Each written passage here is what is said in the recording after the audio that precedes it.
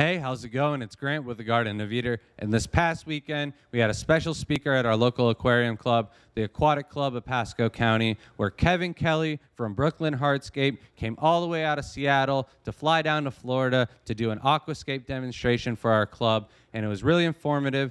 Everyone from the beginner level all the way up to the advanced level took away something, and I thought I'd share that with you guys now. So let's get started.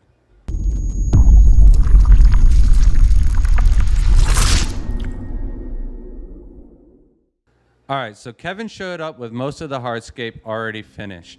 He talked about it's so hard to find the exact hardscape that you're looking for, and it's much easier to just build it with scraps using the materials that we'll talk about later on in the video. Also, notice how the structure is set up. The larger structure is in the front and the smaller structure is in the back. This gives more depth perception, giving the viewer the perception that the tank is much larger than it actually is. Now, this is where things got interesting, and I truly learned something that is going to change the way I aquascape forever. Take a look at the hot plate in the back with a pot of water on top. However, it's not boiling. As much as I want to say pot of boiling water, it's only set to 100 degrees Fahrenheit. This is for the thermoplastics to be heated up enough that they are pliable to work with. Kevin's method uses thermoplastics to combine multiple pieces of hardscape together rather than super glue and cigarette filters or silicone that can take several days to dry. This method is not only going to save me time, but also save me the stress and hassle of dealing with super glue that manages to always get on your hands, or silicone. Even if you use gloves, it always somehow manages to get on you, and it is annoying as can be.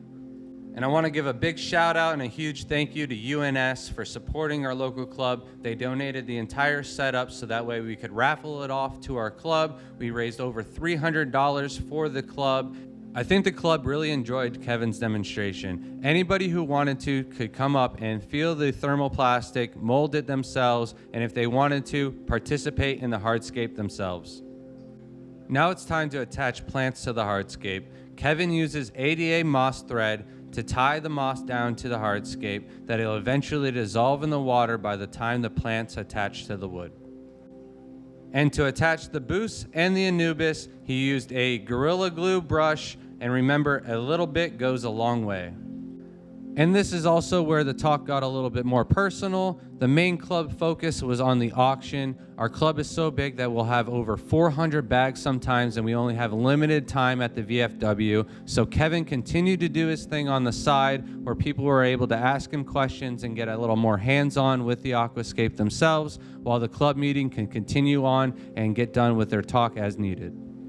And now Chance is working on planning up the tank. Notice how the substrate is also sloped from the front to the back, giving a more illusion that the tank is actually larger than it is. Chance is planting because he has extremely long fingers to get in between the spaces, as well as Kevin was attacked by a homeless man literally days before he flew down to the talk. And it is crazy up there in Seattle, so Chance stepped up to the plate and got it done. And I also stepped in to help out just to get it done a little bit quicker. We were on limited time, and we wanted to get as much Monte Carlo planted as we possibly could. This Monte Carlo was out of the grow bed in my backyard, so I have much experience using it and was able to help fill it out a little bit more. And then you can see the auction is in full force, and Mark is desperately trying to decide on whether he should bid on more fish or not. And once the tank was all planted up, people were able to come up firsthand and take a look and ask any questions that they had. Notice real quick, Kevin spent some time explaining that the detail in the front of the tank was most important, that everything should look real structured and grainy, and lots of attention to detail in the front and not so much in the back. Also, lots of dark coloration in the front, shadows and whatnot, and really light in the back.